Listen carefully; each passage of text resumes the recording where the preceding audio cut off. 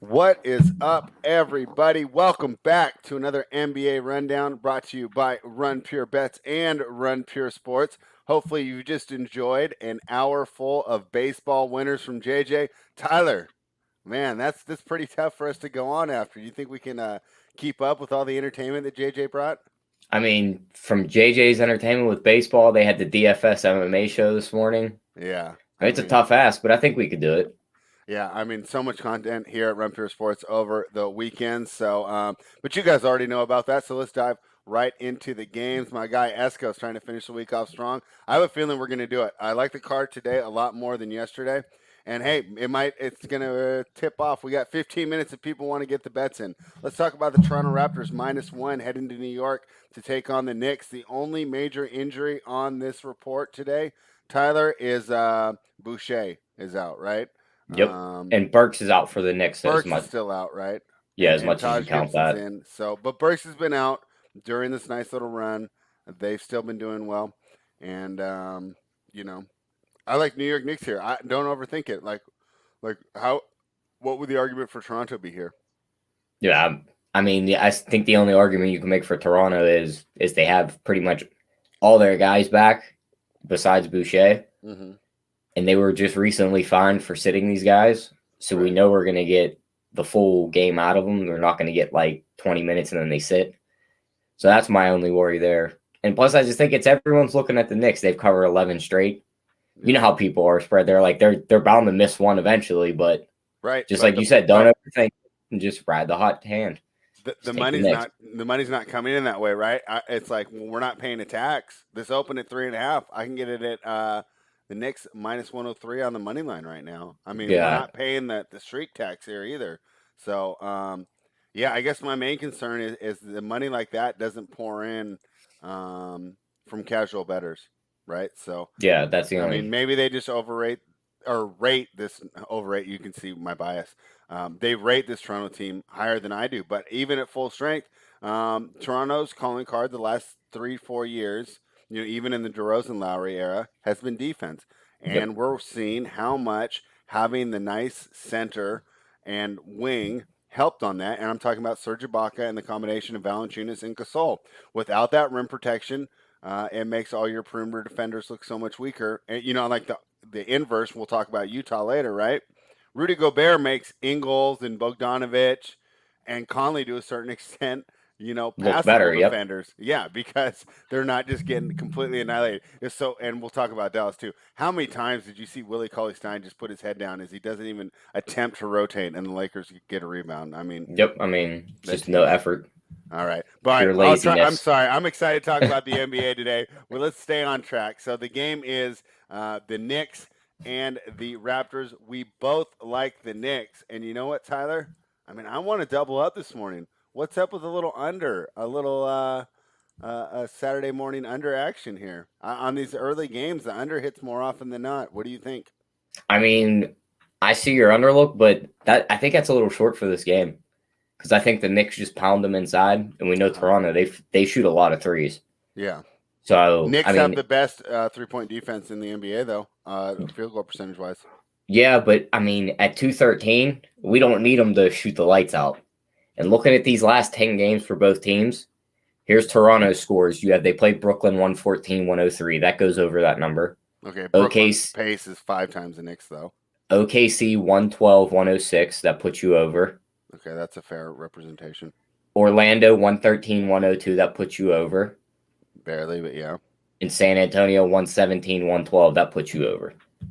All right. You look on the Knicks side. Atlanta 137-127. Yeah, that That's game went into overtime now. overtime. So you get But a it would have boosted gone score over there. regardless, right? The Charlotte game would go under at 109.97. Hmm. But then Pelicans, Dallas, Pelicans all go over with 122, 112, 117, 109, and 116, 106.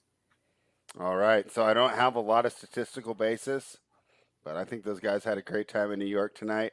Won't be surprised to see a slow start there in New York, but Tyler has talked me off it. So we both like the Knicks. We're opposite on the side, and we'll see how sharp these guys are as they're waking up. And a lot of times these guys are napping at this time. So It can throw them off a bit, but you're right. That is an incredibly low number. So unlike the side, I think the line's adjusted correctly here.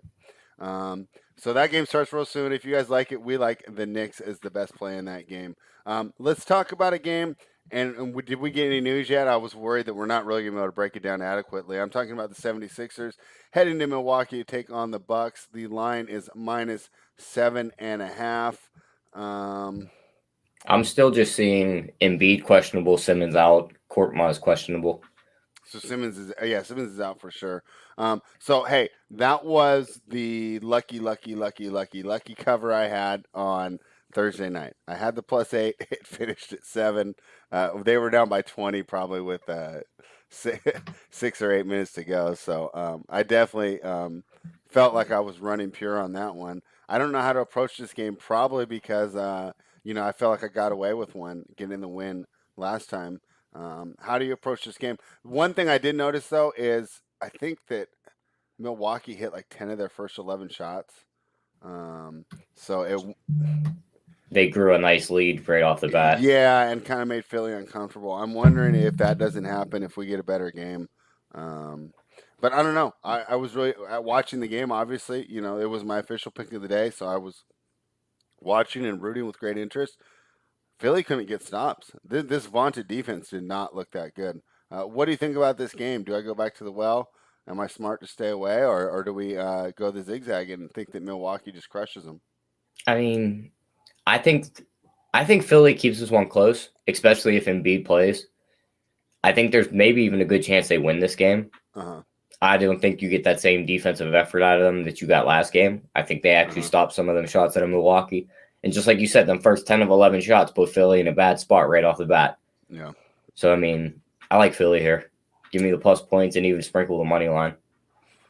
I mean, that wouldn't be the craziest thing either if they just went straight up, right?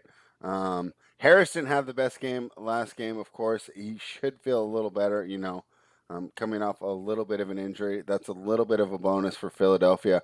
I don't think Milwaukee has anyone on their injury report. No, they're That's fully amazing, healthy at huh? this point. Yeah. All right. Well, I'll go with you there then. I'll jump on the 7.5, but we're not doing that right now. That's not going to be a best bet. We are waiting. We need Embiid to be confirmed, right? The last thing we need is to bet minus 7.5, right? Embiid gets rolled out, and then it's like the line moves to like plus 15 or whatever, Yep. because that's about how much it should move. If he's out, it's over. And Doc Rivers has screwed us before on these, right? Yeah, I wait want till to the see the last official minute. lineup. Like let's watch them like walk on the court, warming up. Announced by the PA announcer. Like that's the type of due diligence I'm talking here. So, but we lean Philadelphia if Embiid plays. Let's talk about another game that we had discussed. As we're getting ready, and I told you I wasn't exactly sure how I wanted to approach it. It's the Detroit Pistons who are 18-42, but a lovely 31-25 against the spread. Heading to Indiana to take on the Pacers, who are 27-31, 23-35 against the spread. Pacers have just been absolutely rocked by injuries. So interesting. I mean, we got a little extra time today, right? Because it's Saturday. How Yep. do you think that the Pacers are going to evaluate this season? It's almost like they just throw the whole thing out. Yeah, I mean, it's kind of, yeah, that's the best way to put it because you trade for Levert. He goes out with an injury right off the bat. Yeah. So then you're playing shorthanded. Once he comes back, you get Sabonis out for a little bit. Then you finally get everyone there, and then Turner goes out real quick. Yeah. And I mean, I think you need to wait till next year when you have that full team healthy to like really evaluate what's going on there. Yeah. So it's almost like the worst case scenario for Indiana because let's say this roster isn't it, and I'd say that there's probably a greater probability than not, that this roster maybe has a second round ceiling.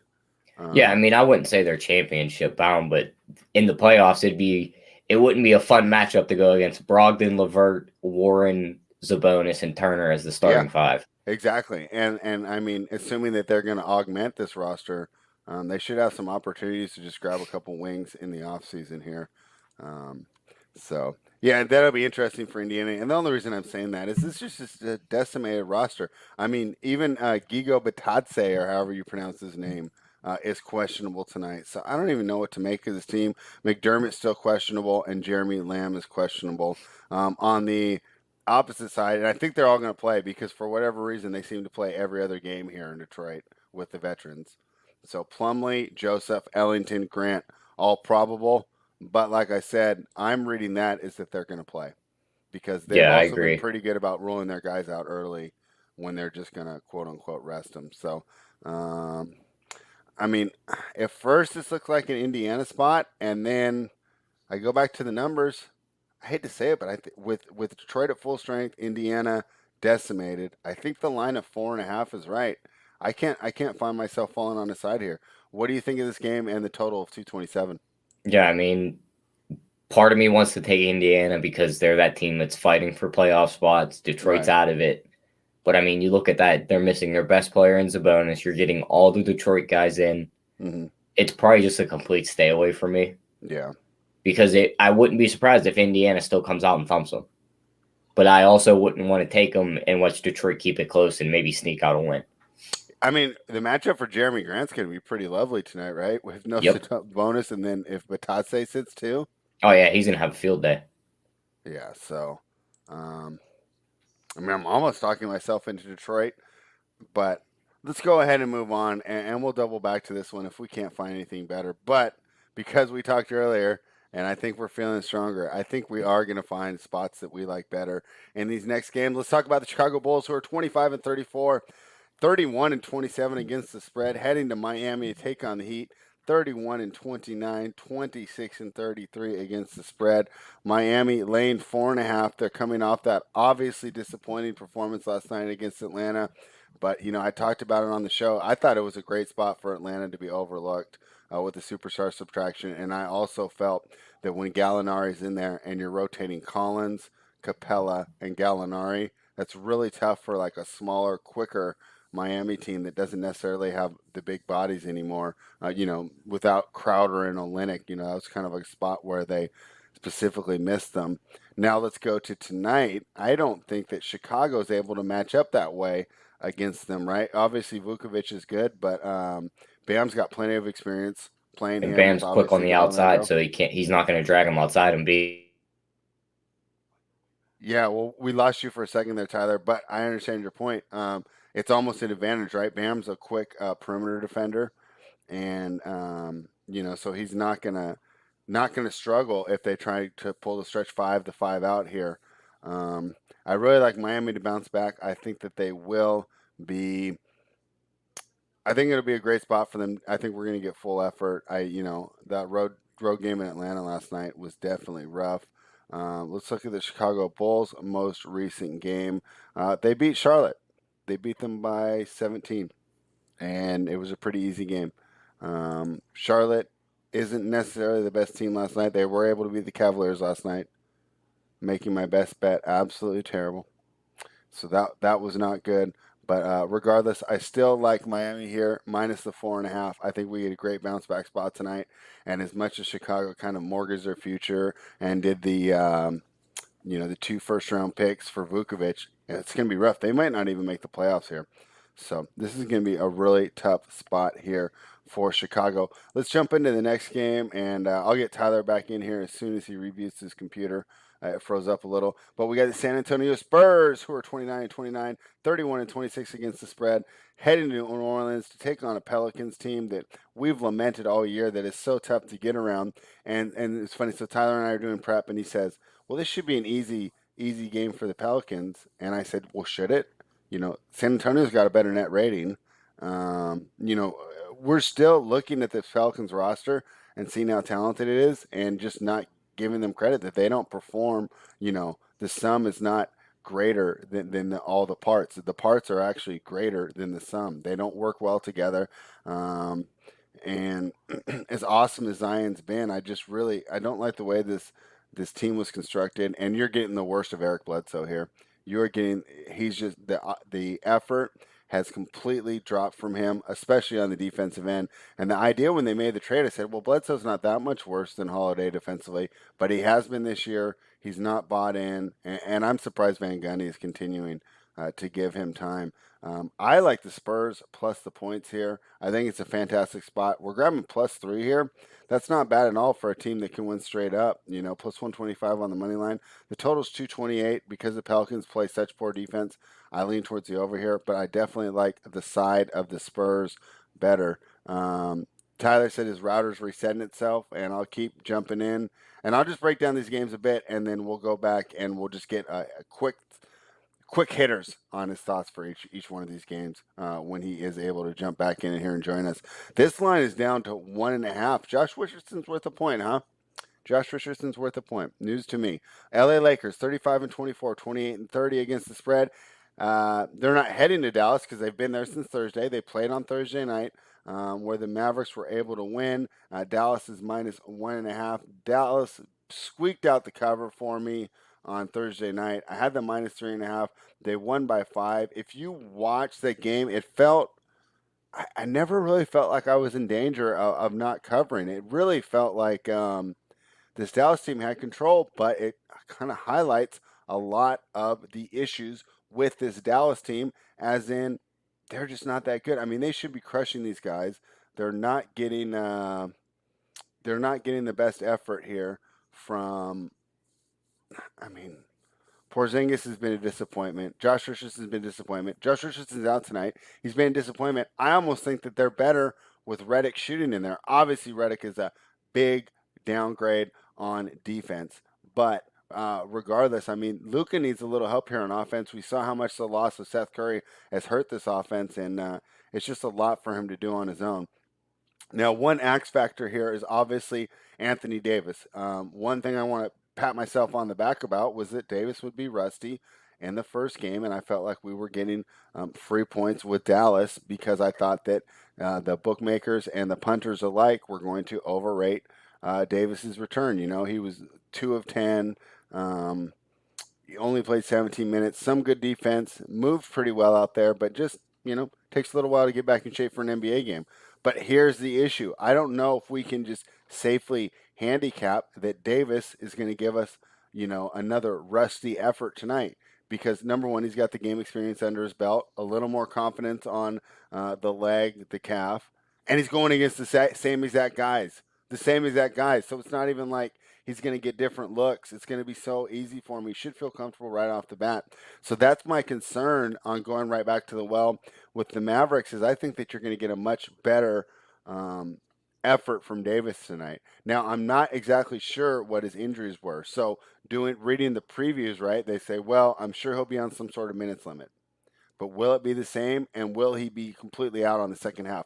So in the game on Thursday night, he played the first half only, right? He played 15, 16 minutes in the first half, did not play a second in the second half.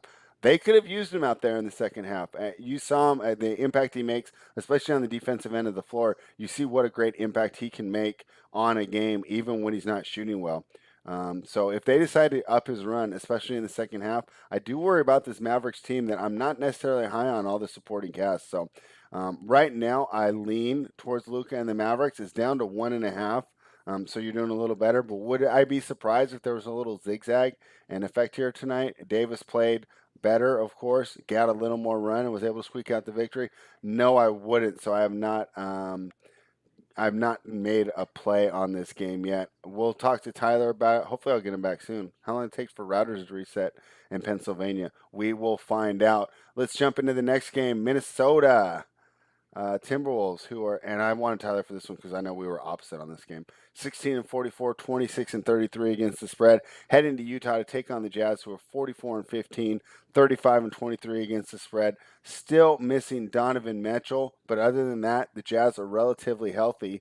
Then we're looking at a Minnesota Timberwolves team that's simply missing Malik Beasley and Jalen Noel. So fairly healthy for the Timberwolves and fairly healthy, obviously, because we've already adjusted for Mitchell being out here. I know Tyler wanted to lay it. He wanted to fade the Timberwolves, and I had no problem with that, right? I completely understand why he would want to. My concern was the matchup here. My idea is that, don't worry, Tyler. If you can't make it, I got this for you. But my idea was that because Karl Anthony Towns is such an electric, impactful scorer, that even against the top level defense such as Rudy Gobert, he's still going to be able to get points. So you're kind of losing the impact of Gobert's effectiveness because he's going against a player who's so good that he's still going to be able to score. On the other side, it's just who else is going to help him, right? Towns can't do everything. Edwards has been inconsistent. Not a big fan of D'Angelo Russell because we know he's going to give up just as many as he's going to score. So it's a tough spot to take Minnesota, but for whatever reason, I do not want to lay the 12.5 with the Jazz here. Okay, it's down to 12, but regardless, I lean Minnesota. Not enough to put money on it, but we talked about fading the weaker teams, and this is not a spot that I think that I want to lay the big spread here. I think I like Minnesota. Um, but let's hear it, Tyler. Why do you think that it's a good that the Jazz have a great chance to blow out Minnesota and make this like a 20-point win? You You hear got me? me? Yeah. I was about to say it's already. I'm using my hotspot on my phone. It's like cutting out. All right. Well, as But long as we can hear you, we're good. yeah, I mean, I like Utah here. I think it's just that spot where Minnesota is just going to come out. They're going to try and get it up paced, and Utah is just going to shoot a ton of threes and shoot them right out of the game. And you make a great point, right? Because Minnesota's very poor on the 3-point line defensively. They do a bad job of running out. And hey, when your team leader is Karl Anthony Towns, right? That permeates, right? When your best guy says, "I don't have to play defense," why do these other guys have to, right? And I think that's going to be an issue with Minnesota going forward. Is they have not had a leader that instills the will or the necessity to play defense. And I think that's really tough when you got your best players only going one way. I think it's hard to convince the other players not to. Now, you know, people will talk about Harden, but uh, he actually picked it up there. Tyler's going to break something. Please don't break anything, Tyler. We'll make it the rest of the way, and we got your Utah breakdown. So, heading to the last game of the night. Hopefully Tyler doesn't break anything as we talk about another big spread. Houston Rockets 15 and 45, 20 and 40 against the spread, heading to Denver to take on the Nuggets, who are 38 and 21, 28 and 31 against the spread. Denver cannot match up against the Warriors. So let's talk about our guy HTP is giving us some knowledge here on the last game before we move on. He says Utah's given up 20 plus average wide open threes in their last 5 games. Just opponents haven't converted. Yeah, I mean that's one of the issues, right? Is that I think that they're kind of slow on the perimeter defensively when they don't do those rotations, and obviously Gobert's giving them rim protection. Why would you not just attack the team from three, right? It's one of the toughest layups to make in the league with Gobert in the paint, right? So how do I nullify his shot blocking effectiveness? Well, I shoot from behind the arc. So I understand everything about that stat, and it's almost like a reason why I like the Wolves to kind of get right here tonight. I just think it's a nice matchup here. So thank you HTP for that. Now on to the Houston Rockets. I mean, this is a team that we like to fade. They covered against the Clippers last night, but I mean, the Clippers kind of have that like malaise to them where it's like I don't trust them to cover big numbers. I kind of leaned there last night and I went away from it when we were making the picks, and I ended up not jumping in because, like I said, I just lean away from it. Houston wasn't able to cover against Utah, and they were not able to cover against Miami. They did get a win over Orlando, which doesn't mean a lot. They didn't cover against Denver. They didn't cover against Indiana. And their last cover before that was on April 12th against Phoenix. So this is a huge number. I don't think we'll have any Will Barton in here, right? Is he out for sure? Will Barton's out for 5 games. Um, Paul Millsap's doubtful. Houston is just a mess on this injury report, though. Sterling Brown questionable. David Nwaba out. Kevin Porter out. Christian Wood doubtful. Jashawn Tate questionable. Avery Bradley questionable. Dante Exum out. John Wall out. Eric Gordon out. DJ Augustin's out. Who's dribbling the ball up the court? I mean, I don't care. I like Denver to bounce back here. I'll lay the 13.5. And that's the way I'm looking in this game. As far as the total, 221. I would lean towards the under. I think Houston's going to have a lot of problems scoring tonight. I think they're going to have a lot of problems. Tyler, I know you're still with me. Did you want to drop a best bet in the chat before I give out my play? And while he's doing that, we're going to go through, let's see, some of the stuff I like here. I do like the Miami Heat a lot to bounce back at -4.5. I also like the Spurs at +3. I think that's a great number here. Um, those are the two that I'm deciding between. But let's go ahead and we're going to take advantage of the bounce back buy low on Miami. A lot of people watched them absolutely lay an egg last night in Atlanta, right? You can't be too motivated about that performance, right? So JJ was on right before me. What does JJ love to do? Buy low. That's what we're able to do here in this Miami game. We're going to buy low on the Heat coming off an absolutely terrible performance. Chicago's won 3 of 4, coming in with a little bit of confidence, but I love the ability of Bam Adebayo and the rest of the Heat to shut this down. Tyler, not able to be with me, but he gave you a quick breakdown here. Best bet, Utah -12. He says, I don't care about Karl Anthony Towns. I don't care about them giving up 20 open threes per game. I'm taking the Utah Jazz. And hey, they got the best record in the NBA. So, more power to them there. Guys, we got so much going on over at Run Pure Sports. Oh, I forgot to even ask. Can you guys hit the like button? Thanks, guys. All right, hit the like button, subscribe, and then check it out. Tyler will be on tonight as soon as his router assuming his router fix up. He's going to be on with Jay for the UFC card. Joey Work's going to be on there. Jay's going to be back on Sunday with Coop for some NASCAR action. So if you are a member of Run Sports, you're going to be getting Keg Live all weekend. Hey, I'm busy. I can't watch the Keg Live show. Well, that's fine. That's why we have a Discord. The play's dropping there. You just get a little notification. Pull your phone out, make the bet real quick, go back to whatever you're doing, and you're still able to take advantage of all the great content over at runpurebets.com. If you're not a member, please use the promo code BETS25 off. Come hang out, join the live show. Let everyone know in the chat know you're new. People are always welcoming to the new members. When you jump in the Discord, tell everyone that you're new. You'll get a lot of great information. And in fact, I know that Joey Work right now is organizing a Major League Baseball The Show League on Xbox. So if you want to become a member and also show off your skills and beat Joey Work at his own game, you can go ahead and do that too. So we got a lot going on over there. And of course, on Run Pure Sports, you'll have all the DFS cores and content this weekend. We are going to have a great weekend. I can feel it. We're running pure. Even with Cleveland losing last night, I have so much confidence of how strong we're going to finish this season. So once again, my best bet, Miami -4.5. Tyler went with the best team in the league, Utah -12. Thank you, everybody, for joining us. We'll be back on Monday morning, 1 p.m. Eastern Time. Monday morning for me. I'm on the West Coast. All right, thanks, guys. Run Pure.